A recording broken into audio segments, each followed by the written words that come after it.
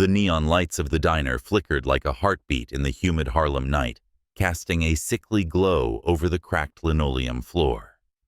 The air was thick with the scent of fried onions and stale coffee, a familiar comfort to the late-night regulars huddled over their plates.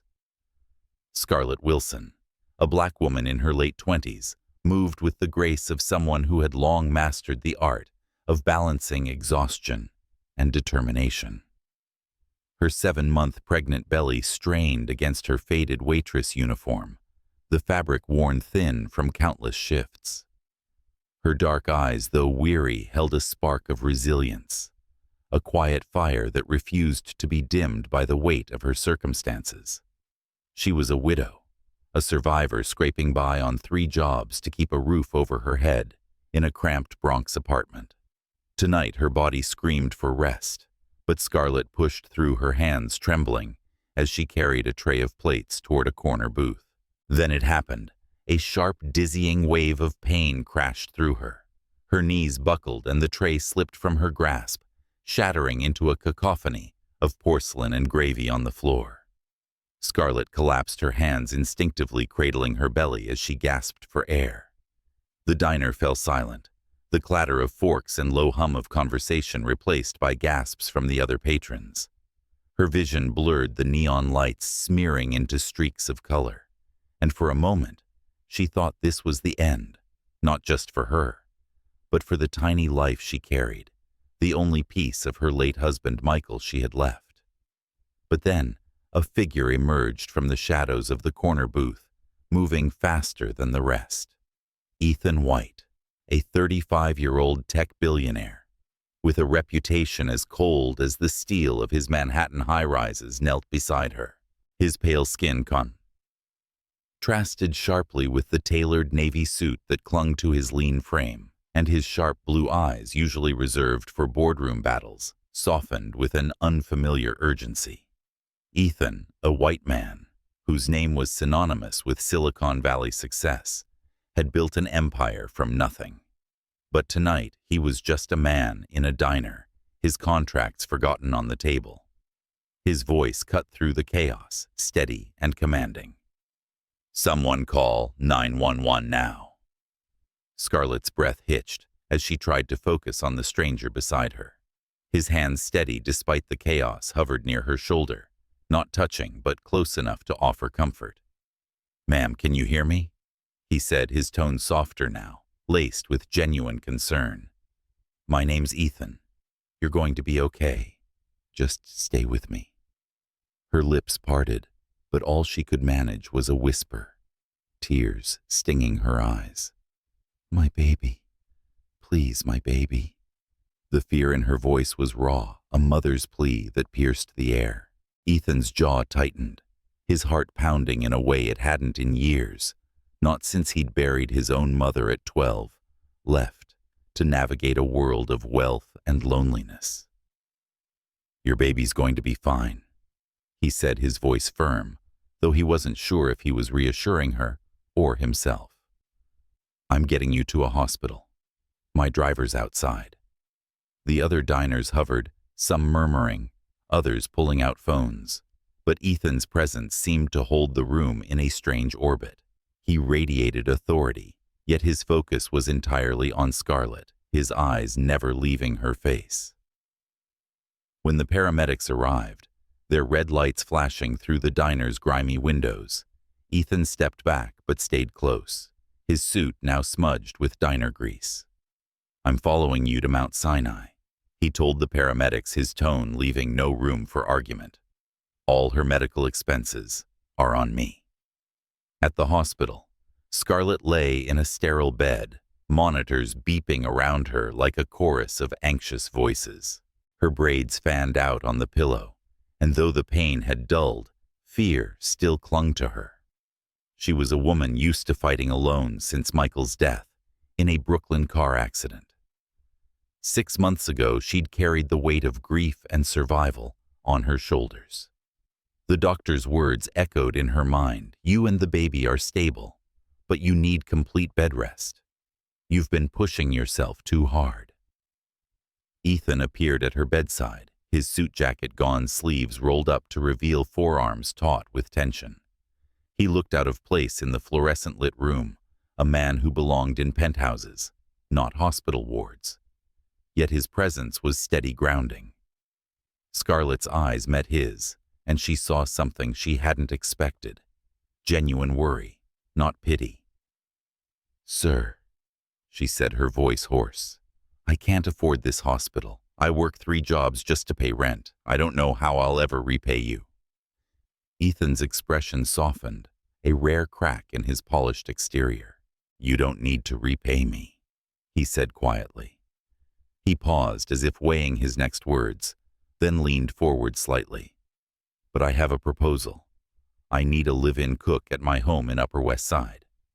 The position comes with a private suite, full health insurance, and a salary that'll let you rest and focus on your baby. You'd have everything you need: doctors, safety piece." Scarlett stared at him, her heart racing with disbelief. The offer was a lifeline, but it came from a stranger, a white billionaire whose world couldn't be further from hers. Why would someone like him care? Suspicion flickered in her mind, but there was something in his eyes, something honest, almost vulnerable, that made her pause. She thought of Michael, who used to say, "Sometimes grace comes in the strangest packages." She thought of her unborn child, who deserved a chance at a better life. "Why are you doing this?" she asked, her voice barely above a whisper. Ethan hesitated, his fingers tightening around the edge of her hospital bed. "Because I know what it's like to feel like the world's against you," he said finally. "And because I can help. That's enough for now." Scarlett swallowed hard, her hands resting protectively on her belly. The weight of her decision pressed against her, but the thought of her baby's safety was stronger. "Okay," she said, her voice trembling with resolve. "I'll do it. Thank you, Ethan." She tested his name, the word foreign, yet warm on her tongue. He offered a small smile, the first she'd seen from him, and extended his hand. "Ethan White," he said formally, though his tone was gentle. "And you are Scarlett Wilson," she replied, taking his hand. Her grip was firm, despite her exhaustion, and she held his gaze. "I promise you won't regret this. I'll make sure of it." As their hands parted, a spark of something unspoken passed between them, a connection neither could name, but both felt. Scarlett's heart thudded, not just from the ordeal, but from the strange twist of fate that had brought this man into her life. Ethan, too, felt a shift, a pull towards something he hadn't sought but couldn't ignore. What would happen when a woman fighting for survival met a man who had everything except a reason to feel alive? If you're wondering where this unexpected journey leads, stay with their story to see how Scarlett and Ethan navigate the delicate dance of trust, kindness, and something deeper waiting to bloom. 3 days after the chaos of the Harlem Diner, Scarlett Wilson stood at the edge of a new world, her 2 worn suitcases clutched tightly in her hands. The Bronx apartment she'd called home, a cramped, peeling space that smelled of damp plaster and regret, was now a memory, its lease settled by Ethan White's assistant with a single phone call. At 29, Scarlett's deep brown skin glistened under the late morning sun as she stepped out of a sleek black SUV, her eyes wide with disbelief. Before her sprawled Ethan's Upper West Side mansion, a 3-story masterpiece of glass and limestone that seemed to gleam with quiet arrogance. Her heart thudded, not just from the weight of her 7-month pregnancy, but from the sheer audacity of this moment, a black woman from the projects stepping into a world of wealth she'd only glimpsed in magazines. Ethan, 35, and strikingly pale in the sunlight, met her at the wrought iron gate. His sharp blue eyes softened as he took her suitcases, his tailored khakis, and crisp white shirt, a stark contrast to her faded jeans and oversized sweater. "Welcome, Scarlett," he said, his voice low but warm, carrying a hint of nervousness that surprised her. "This is your home now. Let me show you around." His words were simple, but they landed like a promise, stirring something in Scarlett she wasn't ready to name. The mansion's interior was a study in opulence. Polished hardwood floors, soaring ceilings, and abstract art that screamed money, but whispered loneliness. Scarlett's sneakers squeaked softly as she followed Ethan, her gaze darting from crystal chandeliers to floor-to-ceiling windows overlooking Riverside Park. Yet, despite the grandeur, the house felt hollow like a museum untouched by life. No laughter echoed in its halls, no warmth lingered in its corners. Ethan led her to the kitchen, a chef's paradise with gleaming stainless steel appliances and a marble island that could seat a dozen. "This is where you'll work," he said, gesturing to the space. "I hope it's enough."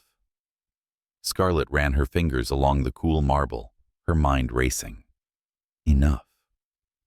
This kitchen was a dream, a far cry from the greasy diner counters she knew. "It's more than enough, Ethan," she said, her voice steady despite the awe bubbling within her. "I've never cooked in a place like this. My grandmother would have lost her mind over that stove." She offered a small smile, and Ethan's lips twitched in return, a flicker of relief crossing his face. He led her upstairs to a guest suite that dwarfed her old apartment. A king-sized bed draped in soft linens dominated the room, flanked by a sitting area with plush armchairs and a private bathroom that gleamed with white tile. A closet held a curated selection of maternity clothes, flowing dresses, and soft cardigans in colors that complemented her skin. "I had these delivered," Ethan said, almost shyly, rubbing the back of his neck. "And the room next door is being set up as a nursery. I hope that's okay." Scarlett sank into an armchair, overwhelmed. Her hands rested on her belly where her baby kicked softly, as if sensing the shift in their world. "Ethan, why are you doing this?" she asked, her voice trembling with a mix of gratitude and suspicion. "You don't know me. I'm nobody to you." He stood by the window, his silhouette sharp against the Manhattan skyline. For a moment he was silent, his gaze distant. "I grew up in houses like this," he said, finally, his voice low. "My father was always gone building his empire. My mother died when I was 12, and after that it was just me and the staff. These places, they're beautiful, but they're empty. I don't want that anymore. Maybe you can make this feel like a home."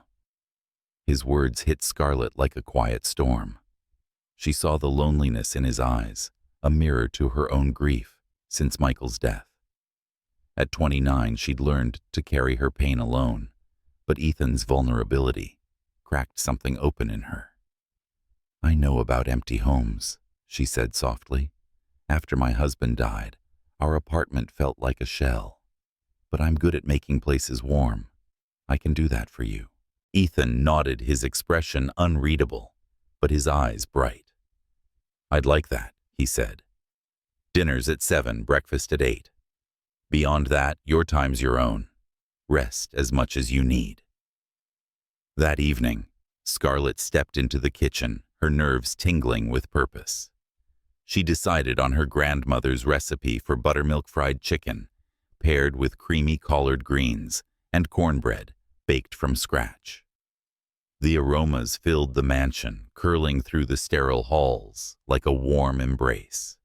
When Ethan entered the dining room, he stopped short.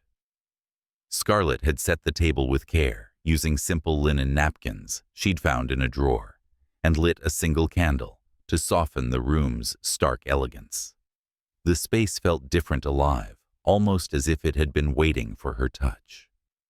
"This smells incredible," Ethan said, taking his seat. His voice held a note of wonder, and Scarlett noticed the way his shoulders relaxed, the tension of his world melting away. She served him a plate, her movements deliberate, a quiet pride in her work. "It's my husband's favorite," she said, her voice catching slightly. Was I mean? Michael loved this meal. Ethan took a bite, his eyes closing briefly as the flavors hit him. It's perfect, he said, and there was something deeper in his tone, something that went beyond the food. Scarlett sat across from him, her own plate, modest, and for the first time in months, she didn't eat alone. The silence between them was comfortable, broken only by the clink of cutlery and the distant hum of the city outside. Tell me about Michael. Ethan said suddenly, his fork pausing midair. Scarlett's breath hitched, but his gaze was gentle, encouraging. She hesitated, then spoke, her voice soft but steady. He was a mechanic in Brooklyn, had the biggest heart I've ever known.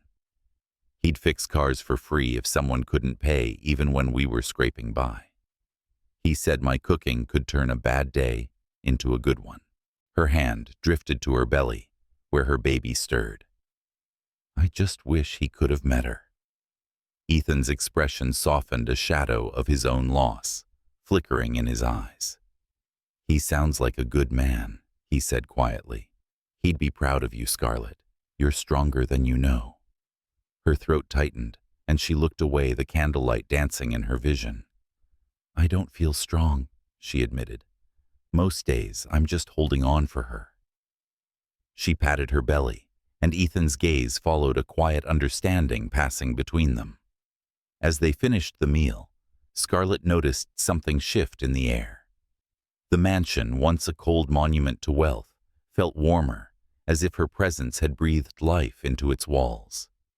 Ethan, too, seemed different, less like the untouchable billionaire she'd read about in Forbes, more like a man searching for something he'd lost long ago. For Scarlett, the night was a fragile step toward trust, a whisper of possibility in a life that had felt hopeless just days before. But as she cleared the plates, a question lingered in her mind. Could she truly belong in this world, or was she just a guest passing through? The Upper West Side mansion hummed with a quiet rhythm as Scarlett Wilson, at 29, settled into her new life. Her rich brown skin glowed softly in the morning light, filtering through the kitchen's tall windows, her braids pulled back as she chopped vegetables with practiced precision. The past week had been a whirlwind, moving from the gritty edges of the Bronx to this polished world of wealth still felt like stepping into someone else's story. Yet each meal she prepared for Ethan White, the 35-year-old tech titan, whose pale complexion and sharp blue eyes seemed to carry the weight of unspoken losses, wove her deeper into the fabric of his home. The kitchen, once a sterile showcase, now pulsed with the soul of her cooking, spicy shrimp gumbo, cornbread muffins, and peach cobbler that filled the air with warmth. But beneath her steady hands, Scarlett wrestled with a growing unease. Could she truly belong in a place so far from her roots? Ethan, too, felt the shift. His days, once consumed by boardroom battles and endless emails, now carried a new cadence. He found himself lingering in the dining room each evening, not just for Scarlett's food, but for the way her presence softened the edges of his loneliness. Tonight, as the Manhattan skyline glittered beyond the windows, he sat across from her, his tailored shirt unbuttoned at the collar, revealing a hint of vulnerability. The table was set simply but elegantly, with a sprig of rosemary from the garden tucked into a napkin, a touch Scarlett had added without fanfare. This is incredible, Ethan said, savoring a bite of her gumbo, the heat of the spices waking his senses. You've got a gift, Scarlett. Her lips curved into a small smile, but her dark eyes held a flicker of hesitation. It's just food, she said, her voice light but guarded. At 29, she'd learned to deflect praise, a habit born from years of scraping by in a world that rarely noticed her. My husband Michael used to say I could make a feast out of nothing. He'd come home from the auto shop in Brooklyn covered in grease and eat like I'd served him gold. Ethan's fork paused, his gaze settling on her with quiet intensity. "Tell me about him," he said, not out of curiosity, but a genuine desire to understand the woman who was slowly unraveling his guarded heart. His pale skin caught the candlelight, making him look almost ethereal, but his voice grounded the moment in sincerity. Scarlett's fingers tightened around her glass of water, her heart caught in the familiar ache of loss. Michael was everything she said softly. He was 30 when he died, just 6 months ago. A car accident on Flatbush Avenue. He was a mechanic, always fixing things. Cars, people's problems, my bad days. He had this laugh that could fill a room, and he'd look at me like I was the only person in the world. Her hand drifted to her belly, where her baby stirred a silent reminder of the life they'd planned together. He was so excited about this baby.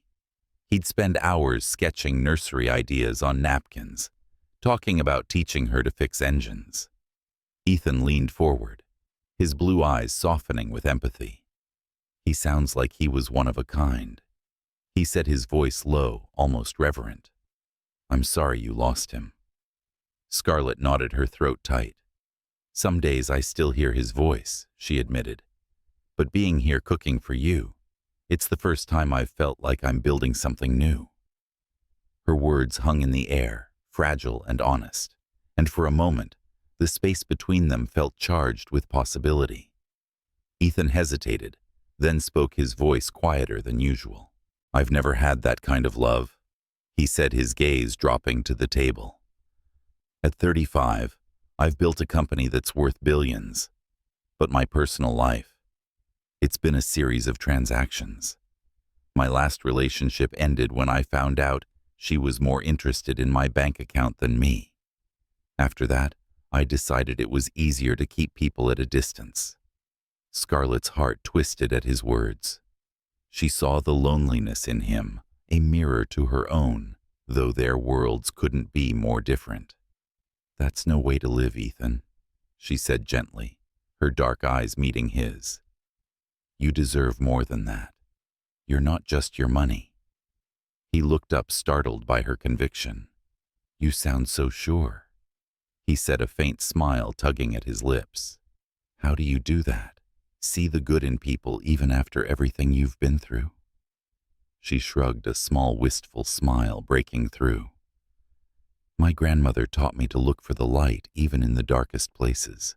She raised me after my parents died when I was 8. She'd say, 'Scarlett, you can't control what life takes, but you can choose what you give.' So I give what I can, through food, through care. It's how I keep going."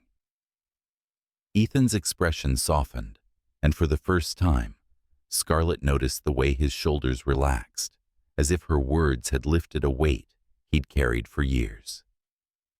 "You're making this house feel like a home," he said, almost to himself.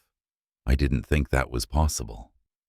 The conversation drifted to lighter topics, her love for jazz, his secret obsession with old vinyl records. But the undercurrent of connection grew stronger with each word. Scarlett found herself laughing at his dry humor, a sound she hadn't heard from herself in months. Ethan, in turn, marveled at her ability to find joy in small things, like the way she described the perfect cornbread texture or the rhythm of a Coltrane solo. But beneath the ease, Scarlett felt a tug of conflict. Each moment with Ethan chipped away at the walls she'd built around her heart, and it scared her. Michael's memory was a sacred space, and letting someone new in felt like a betrayal, even if her heart whispered otherwise. As they cleared the table together, Scarlett noticed Ethan's hesitation, his hands lingering near hers as they stacked plates. "You don't have to help with this," she said, brushing a braid behind her ear, her brown skin catching the soft glow of the kitchen lights. "I want to," he replied, his voice steady, but his eyes betraying a flicker of uncertainty. "It's been a long time since I've done something as simple as this with someone." His words were a confession, and Scarlett felt her chest tighten. She wanted to reach out to bridge the gap between them, but the weight of her past held her back. Later that night, as she lay in the expansive guest suite, Scarlett stared at the ceiling, her hand resting on her belly. The baby kicked a gentle reminder of the future she was fighting for. But her thoughts drifted to Ethan, his quiet kindness, the way his pale face softened when he spoke to her. She wondered what it would mean to let him in, to risk her heart again, in a world that felt so foreign. Down the hall, Ethan sat in his study, the city lights casting shadows across his face. He thought of Scarlett's warmth, her strength, and the way she made his empty mansion feel alive. For the first time in years, he didn't want to run from his feelings, but he wondered if a man like him could ever be enough for a woman like her. The Upper West Side mansion glowed under the soft amber lights of an early autumn evening, its grandeur softened by the warmth Scarlett Wilson had woven into its corners. At 29, her deep brown skin radiated a quiet strength as she moved through the dining room, arranging a spread of candied yams, blackened catfish, and pecan pie for Ethan White's business dinner. Her 7-month pregnant belly slowed her steps, but her hands were steady, each dish a testament to her Harlem roots. The air carried the soulful scent of her cooking, a stark contrast to the sterile elegance of the mansion. Scarlett had grown accustomed to this space over the past 2 weeks, but tonight, as she prepared for Ethan's guests, high-powered tech executives from Silicon Valley, she felt a tremor of unease. This was not her world, and the weight of that truth pressed against her chest. Ethan, 35, stood at the foyer, his pale skin catching the chandelier's glow as he adjusted his cufflinks. His tailored charcoal suit hugged his lean frame, but his sharp blue eyes betrayed a flicker of nerves. He'd hosted countless dinners, but this one felt different. Scarlett's presence had changed the mansion, and he wanted his guests to see it, to feel the warmth she'd brought. "You sure you're up for this?" he asked, catching her eye, as she set a vase of fresh sunflowers on the table. His voice was low-laced with concern. "I can call in a caterer if you need to rest." Scarlett's lips curved into a determined smile, though her dark eyes held a hint of defiance. "I've got this, Ethan," she said, smoothing her apron over her belly. "Cooking's what I do best. Besides, I want them to taste something real tonight." Her words carried a quiet pride, but beneath them lay a question she hadn't voiced. Would these strangers, with their wealth and privilege, see her as more than just the hired help?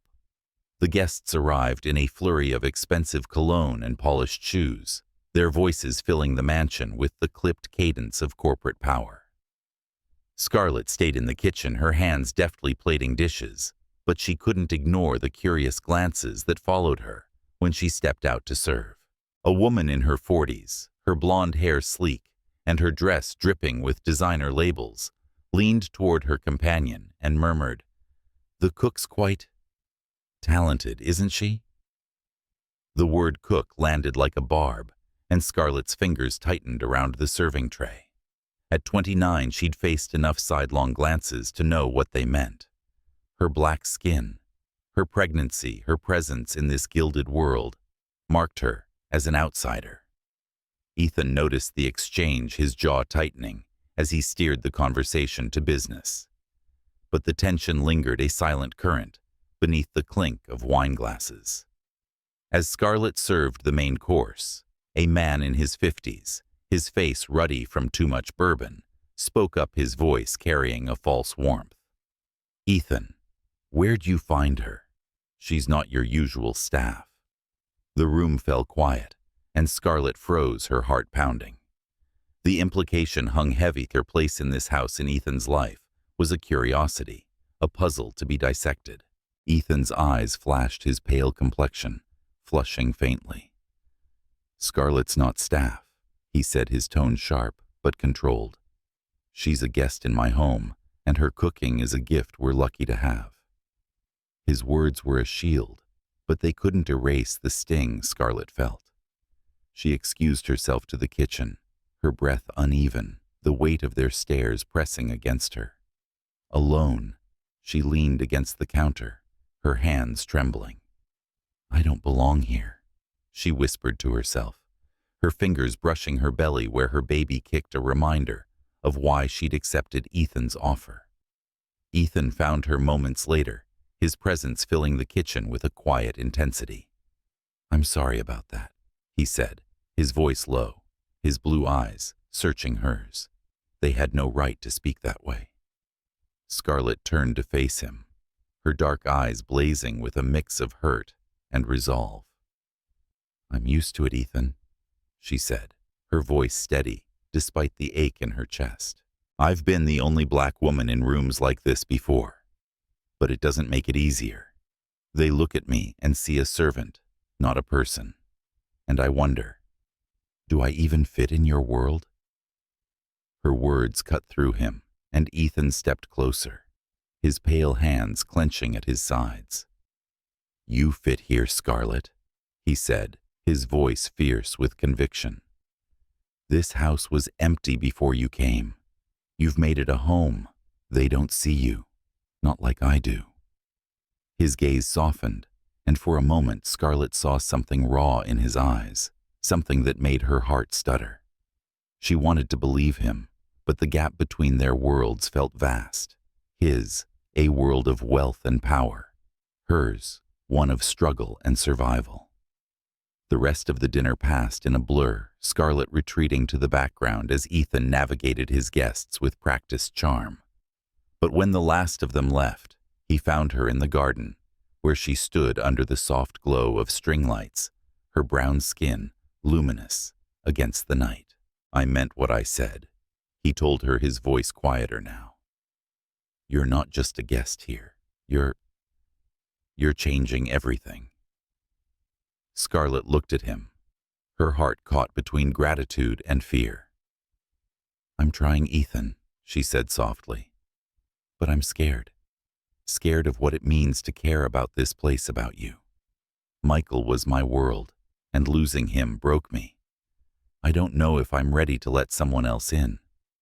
Ethan's expression softened, and he took a cautious step closer. "I'm not asking you to forget him," he said. "I'd never do that. But you're not alone anymore, Scarlett. You don't have to carry everything by yourself." His words were a balm, but they also stirred a storm within her. She thought of Michael's laughter, his calloused hands, the life they'd dreamed of. Could she honor that love while opening her heart to something new? As they stood in the garden, the city's hum a distant pulse, Scarlett felt the weight of her past and the pull of possibility. Ethan, too, felt a shift. Her presence had cracked open a part of him he'd long kept locked away. He wanted to reach for her to bridge the distance between them, but he held back, sensing her hesitation. "Let's go inside," he said, finally, his voice gentle. "It's getting cold." Scarlett nodded, her hand resting on her belly as they walked back to the mansion. The night air carried the scent of her cooking, a reminder of the warmth she'd brought to this place. But as she climbed the stairs to her suite, a question lingered. Could she build a home here without losing herself?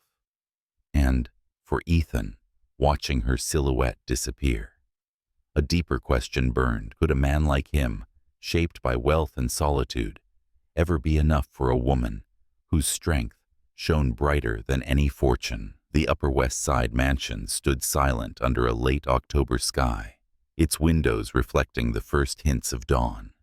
Scarlett Wilson, 29. Her rich brown skin glowing faintly in the dim light of her suite, awoke with a sharp pang in her lower back. Her 7-month pregnant belly felt heavier than usual, a quiet warning that stirred her from sleep.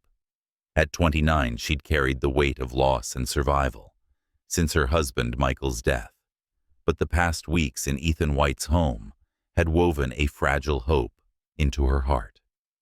Still, as another pang rippled through her, fear gripped her, not for herself, but for the baby she'd fought so hard to protect.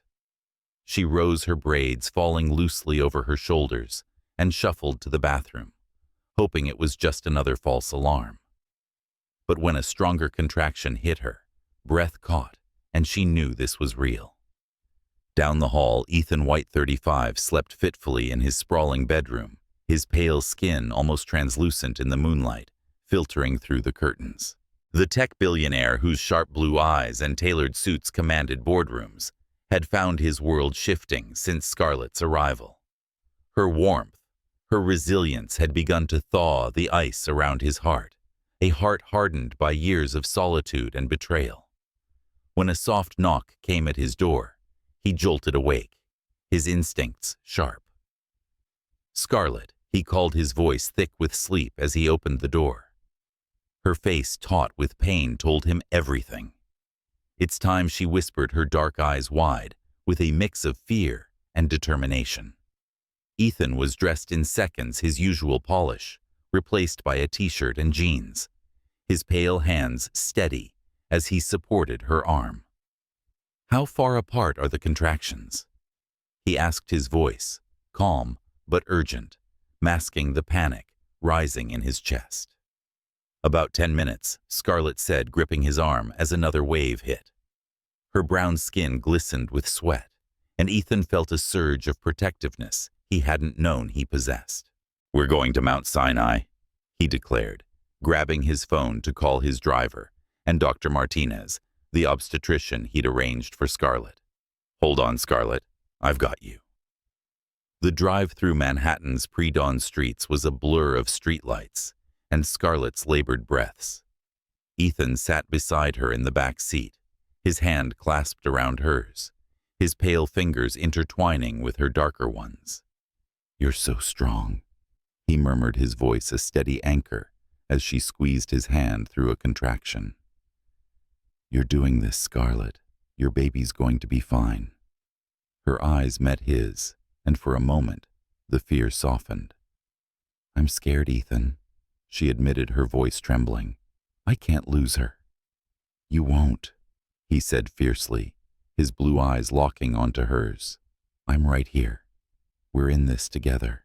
His words, simple yet unwavering, carried her through the next contraction, and Scarlett felt a flicker of trust.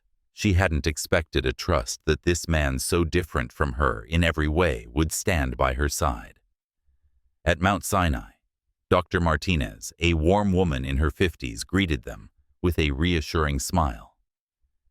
"You're in active labor, Scarlett," she said, after a quick examination, her voice calm but firm. "This baby's ready to meet you." The next 6 hours were a marathon of pain and perseverance. Scarlett, her brown skin slick with sweat, gripped Ethan's hand as each contraction tore through her. He never left her side, his pale face etched with worry and awe. He brought her ice chips, wiped her brow, and whispered encouragement, his voice a lifeline in the storm.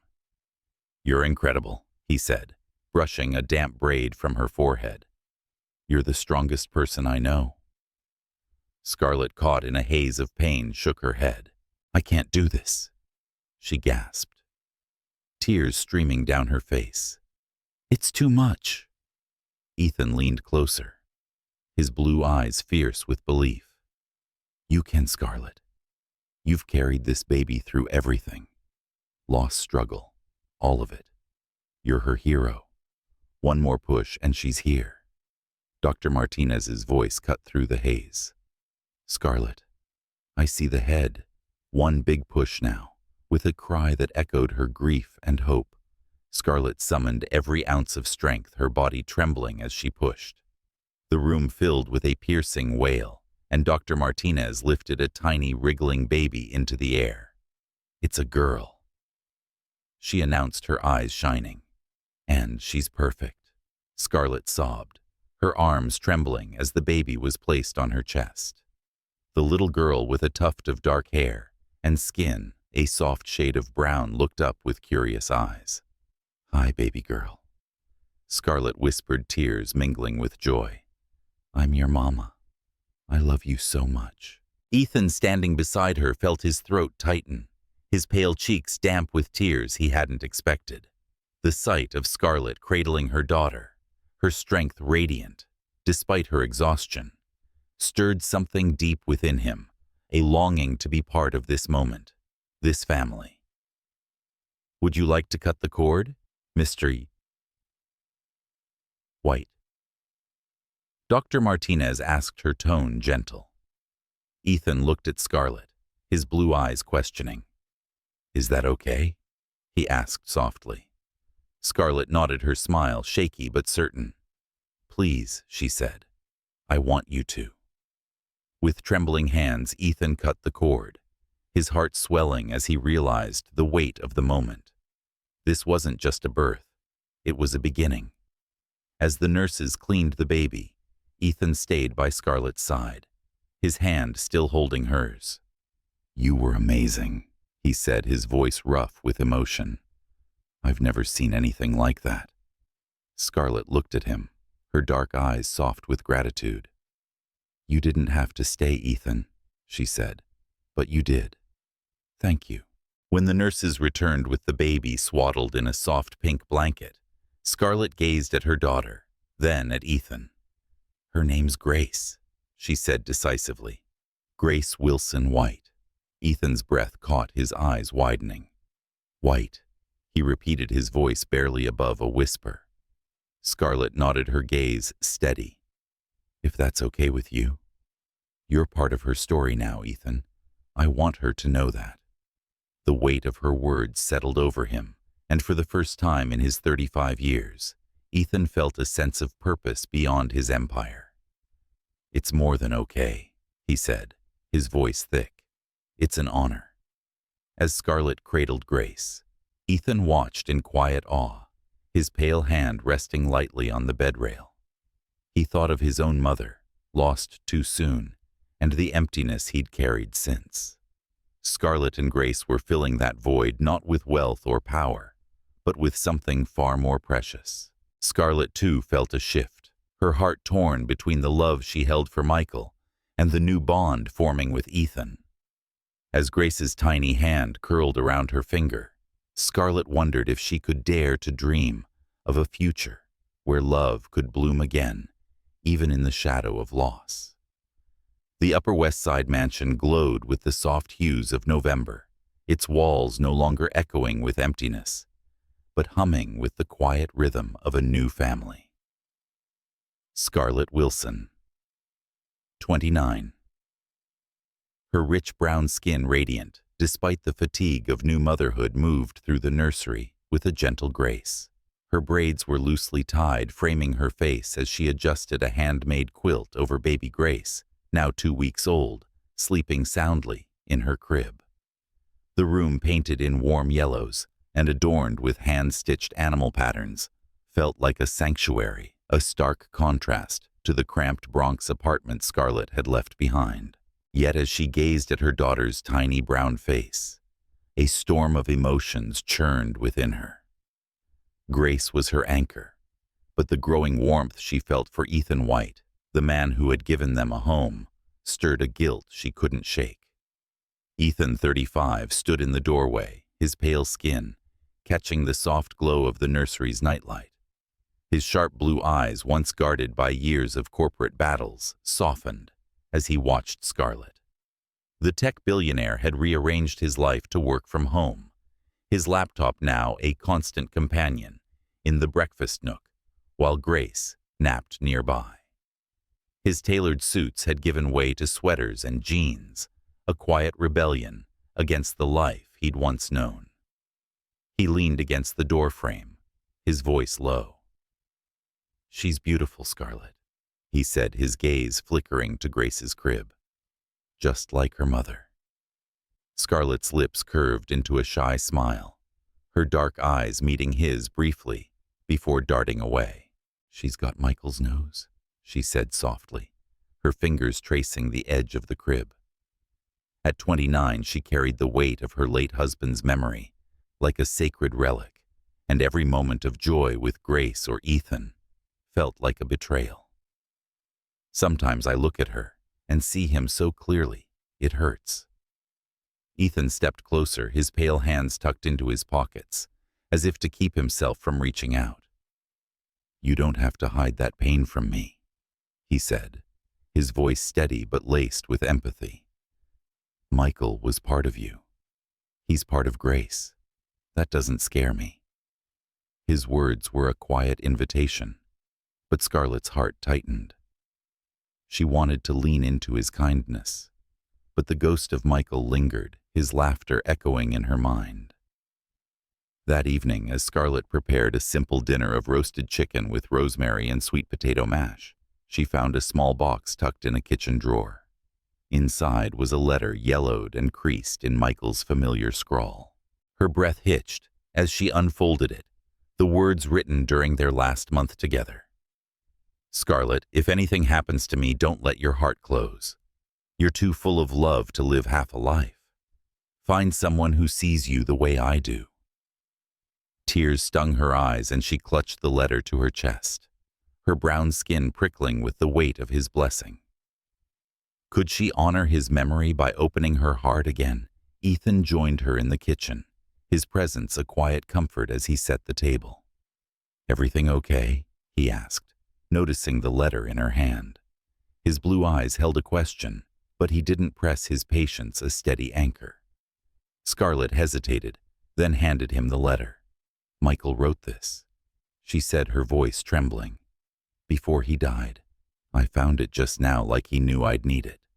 Ethan read the words silently, his pale fingers careful with the fragile paper. When he looked up, his expression was raw, unguarded. He loved you fiercely, he said, and he was right. You deserve to live fully, Scarlett. For you, for Grace. He handed the letter back, his touch lingering on her hand, a fleeting warmth that sent a shiver through her. Dinner was quieter than usual, the air heavy with unspoken truths.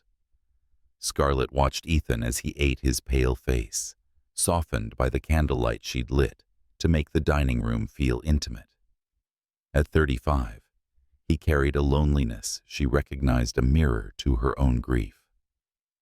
Why don't you ever talk about your family? She asked suddenly, her voice gentle but curious. You've heard all about mine, but you keep things locked away. Ethan's fork paused, his blue eyes flickering with something vulnerable. There's not much to tell, he said, his voice low. My mother died when I was 12, cancer. My father was too busy building his empire to notice me. I grew up with nannies and tutors, learning early that people want what you can give them, not who you are. He leaned back, his pale hands folding on the table. I built my company to prove I was enough, but it's a lonely way to live. Scarlett's heart ached at his words. She reached across the table, her brown hand resting lightly on his. You're more than enough, Ethan, she said, her voice fierce with conviction. You've given me and Grace a home, a future. That's not your money talking, that's you. His eyes widened, and for a moment, the space between them crackled with something neither could name. You make it sound so simple, he said, a faint smile breaking through. But you make me want to believe it. His words hung in the air, a confession that left Scarlett breathless. She pulled her hand back, her heart racing, torn between the comfort of his presence and the guilt that clung to her like a shadow. Later, as they sat in the living room, Grace dozing in a bassinet nearby, Scarlett knitted a tiny sweater, her fingers moving with the rhythm of memory. Ethan watched her, his pale skin glowing in the firelight. You're good at that, he said, nodding toward the needles. Did your grandmother teach you? Scarlett nodded, her dark eyes softening. She taught me a lot, knitting, cooking, how to keep going when life feels impossible. She'd say, Scarlett, love is in the small things.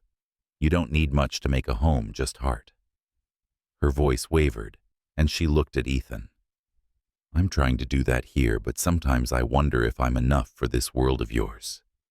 Ethan leaned forward, his blue eyes intense. You're more than enough, he said. You've brought something to this house I didn't know I needed. It's not just the food or the knitting. It's you. His words were a quiet thunder, and Scarlett felt her resolve waver. She wanted to believe him, to let herself fall into the possibility of something new. But Michael's letter, now tucked in her pocket, was both a blessing and a weight. As the fire crackled, Scarlett looked at Grace, her tiny brown face, peaceful in sleep. She thought of Michael's words, his urging to live fully. Could she love Ethan without losing herself?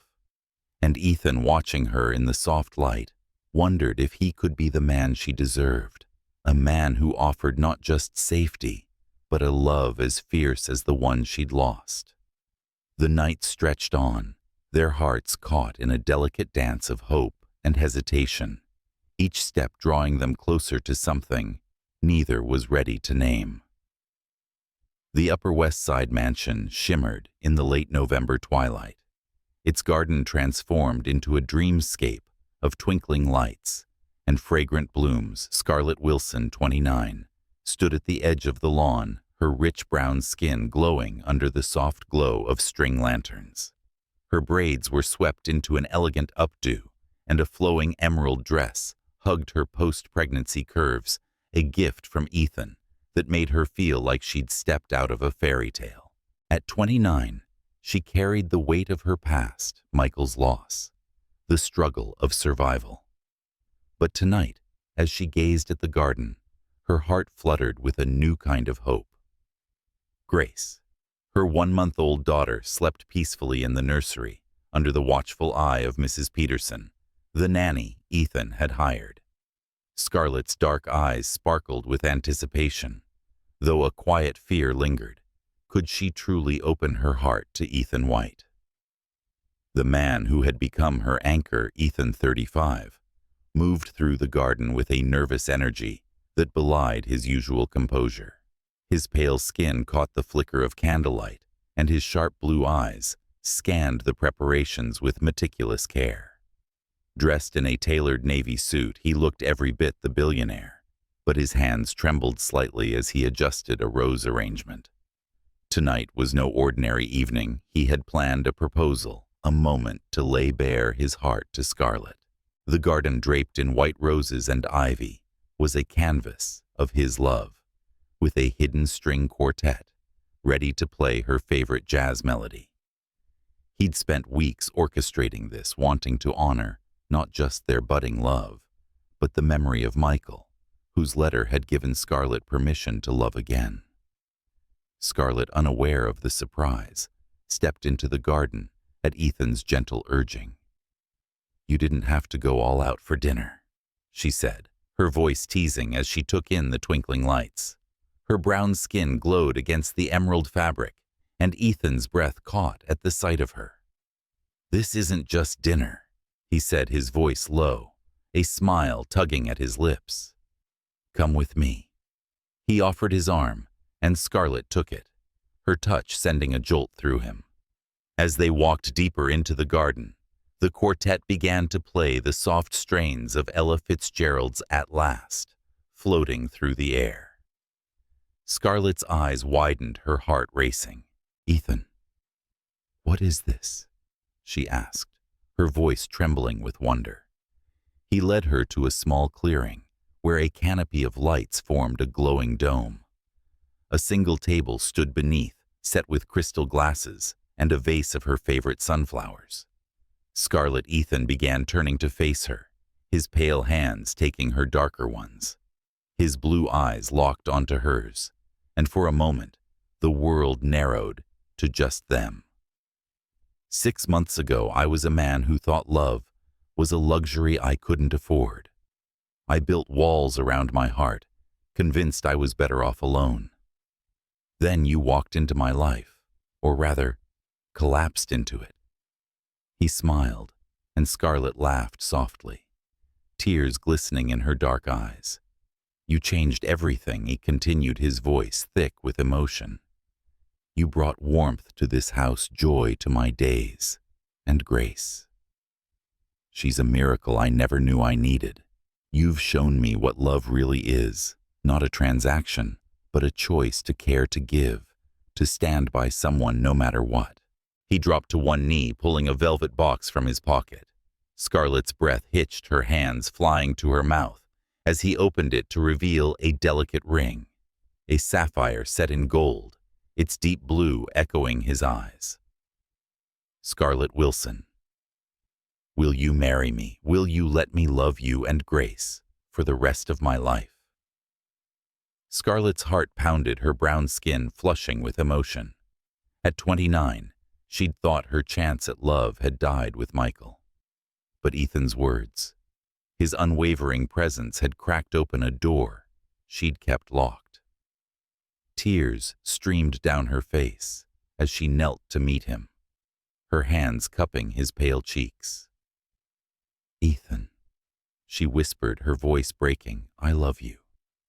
I didn't expect it, and I fought it because I felt like I was betraying Michael.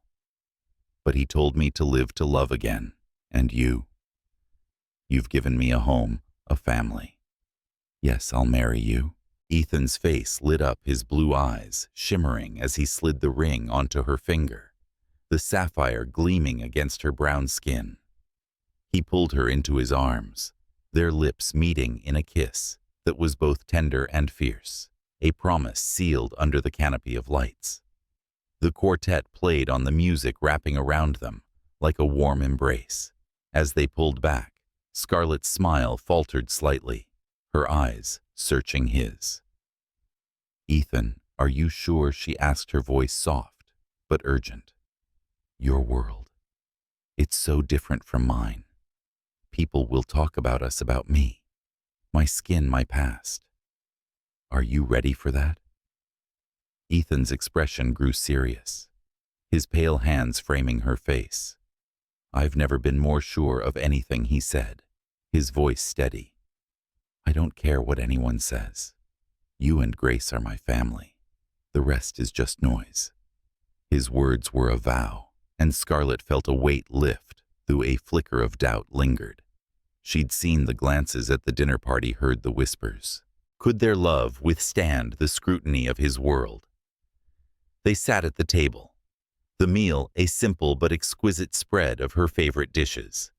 Grilled salmon with lemon, herb sauce, roasted asparagus, and a chocolate tart she'd taught the caterer to make. As they ate, Scarlett's hand rested on his, the sapphire ring catching the light. I want Grace to grow up knowing this kind of love, she said, her dark eyes soft. The kind that sees past everything, color, class, pain. Ethan nodded, his pale fingers tracing hers. She will, he said. And I want her to know her mother's strength, her heart. You've taught me what it means to live, Scarlett.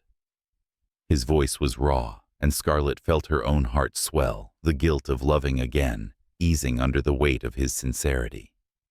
As the night deepened, they lingered in the garden, the music fading into the hum of the city. Scarlett thought of Michael's letter, his urging to embrace a new season of love.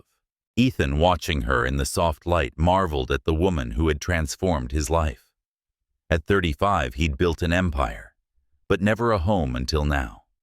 Yet as they stood together, a quiet question hung between them. Could their love, born of kindness and nurtured by patience, withstand the challenges of a world that might never fully accept them? The answer lay ahead in the uncharted days of their new family. But for tonight, under the stars, they held on to each other, their hearts beating as one. The morning of the wedding dawned crisp and golden, Central Park ablaze with autumn's fiery hues. Scarlett Wilson, 29, stood in a guest cottage on the edge of the park, her rich brown skin radiant against the ivory silk of her wedding dress. The gown, a delicate cascade of lace and soft fabric, hugged her post-pregnancy curves, its elegance a testament to Ethan's thoughtfulness. Her braids were woven with tiny pearls, catching the sunlight streaming through the window. At 29, Scarlett had faced loss and hardship. But today, as she prepared to marry Ethan White, her heart thrummed with a fragile hope. Grace, her 6-week-old daughter, babbled happily in a nearby bassinet, her tiny brown face framed by a white flower girl dress. Yet beneath Scarlett's joy, a shadow lingered. Would the world accept their unconventional love? Ethan White, 35, stood in the mansion's study, his pale skin flushed with a mix of nerves and anticipation. His tailored charcoal suit accentuated his lean frame, but his sharp blue eyes betrayed a flicker of unease. The billionaire, whose name commanded respect in Silicon Valley, felt like a boy on the cusp of something monumental. He adjusted his tie, his thoughts drifting to Scarlett, her strength, her warmth, the way she'd made his sterile world feel alive. The wedding planned in Central Park's Shakespeare Garden was intimate, but breathtaking, with white roses and golden leaves framing a small gathering of 50 guests. But as Ethan prepared, a storm was brewing, one that threatened to cast a shadow over their day. Scarlett's maid of honor, Rebecca Martinez. Dr. Martinez's daughter bustled into the cottage, her energy infectious. "You look like a queen, Scarlett," she said, adjusting the veil. "Ethan's not going to know what hit him." Scarlett smiled, her dark eyes softening. "I just want today to be perfect for Grace," she said, glancing at her daughter. "And for Ethan. He's given us so much." Rebecca nodded, but her expression faltered. "There's something you should know," she said hesitantly. "I overheard some guests talking. They're whispering about you, about how fast this happened, about your past." Scarlett's stomach twisted, her brown hands smoothing her dress to steady herself. At 29, she'd faced judgment before glances in Harlem diners, murmurs at Ethan's business dinner. But today, it stung deeper. "Let them talk," she said, her voice firm but quiet. "I know who I am, and Ethan knows too." Yet as she spoke, a flicker of doubt crept in. Could their love withstand the weight of others' perceptions across the park? Ethan stood at the altar, the autumn breeze ruffling his dark hair. His best man, Robert, clapped a hand on his shoulder. "You're nervous, aren't you?" Robert teased, his grin fading as he noticed Ethan's distraction. "What's wrong?" Ethan's jaw tightened, his pale skin paling further. "Victor Crane is here," he said, his voice low. "My head of security just called. He's at the park entrance demanding to see me. Says he has information that could ruin me." Robert's eyes widened. "Victor, your old college friend turned rival. On your wedding day," Ethan nodded, his blue eyes hardening. Victor Crane, once a trusted confidant, had betrayed Ethan years ago, launching a rival tech firm and vying for every contract Ethan pursued. Now, on the day Ethan was to marry Scarlett, Victor's presence felt like a calculated strike. "I'll handle it," Ethan said, straightening his shoulders. "I won't let him ruin this for Scarlett." At the park's entrance, Ethan faced Victor, whose smug grin clashed with the festive air. "Congratulations, Ethan," Victor said, his tone dripping with false warmth. "But we need to talk. Withdraw your bid for the Silicon Valley AI contract, or I'll leak a story to the press about how a broke pregnant black woman conveniently collapsed in your path. People will talk, Ethan.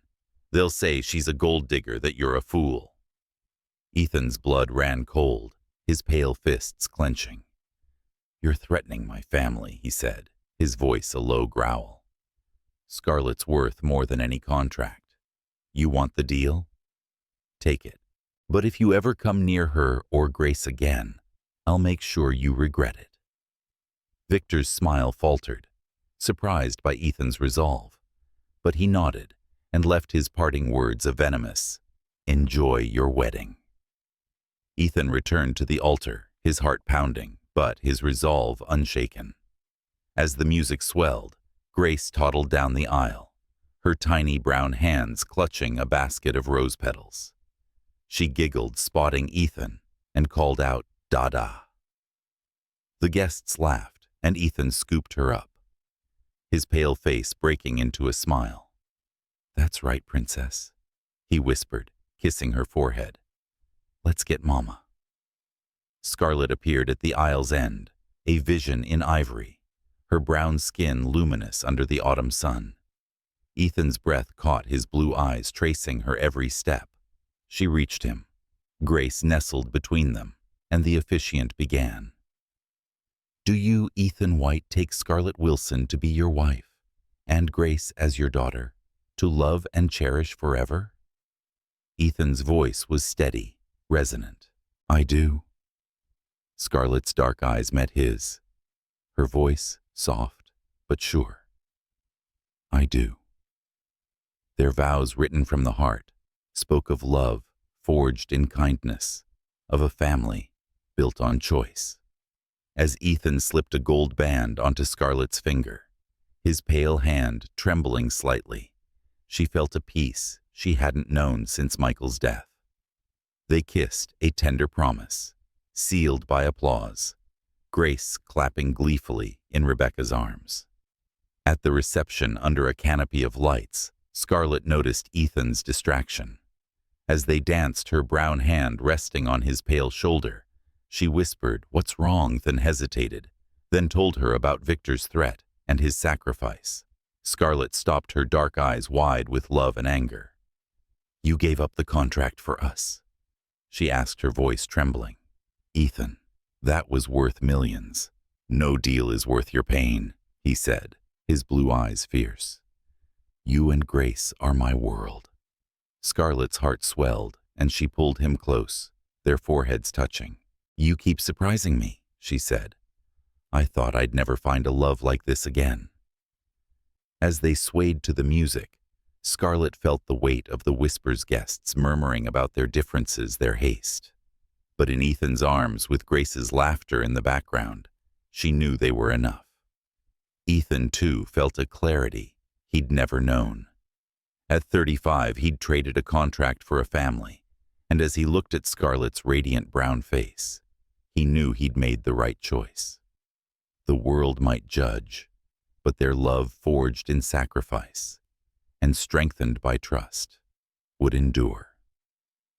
3 months after their wedding, the Upper West Side mansion basked in the soft glow of a December afternoon, its once sterile halls now vibrant with life. Scarlett Wilson, 29, stood in the kitchen, her rich brown skin catching the sunlight as she stirred a pot of spiced apple cider, the aroma mingling with the laughter of Grace, her 2-month-old daughter, playing in a bouncy seat nearby. At 29, Scarlett had transformed from a grieving widow into a woman radiant with purpose, her braids swaying as she moved. The mansion, once a cold monument to wealth, was now a home filled with her touches, hand-knitted blankets draped over armchairs, jazz records spinning softly, and framed photos of Grace's first smiles. Yet, as Scarlett glanced out at the Hudson River, a flicker of unease lingered. A tabloid article dug up by Victor Crane's allies had surfaced last week, questioning her motives in marrying Ethan White. The words gold digger and convenient collapse stung, but Scarlett had chosen to rise above, pouring her heart into a new venture, a community cooking class in Harlem, teaching recipes from her grandmother to women like her who'd faced their own struggles. Ethan White, 35, sat in his study, his pale skin illuminated by the laptop's glow, as he finalized a deal that had come unexpectedly. His sharp blue eyes, once hardened by years of corporate battles, softened as he glanced at a photo on his desk. Scarlett and Grace at their wedding, her brown skin glowing against her ivory gown, Grace's tiny brown face beaming. The billionaire whose name had once defined Silicon Valley was now a man redefined by love. The contract he'd sacrificed to protect Scarlett had led to a bigger opportunity, a partnership with a San Francisco firm worth triple the original deal, drawn to Ethan's integrity. But as he closed his laptop, his thoughts weren't on business. They were on Scarlett, whose strength and heart had reshaped his world, and Grace, whose giggles had become his reason to rush home each day. Scarlett appeared in the doorway, her dark eyes bright with purpose. "Ready for our picnic?" she asked, her voice warm but teasing.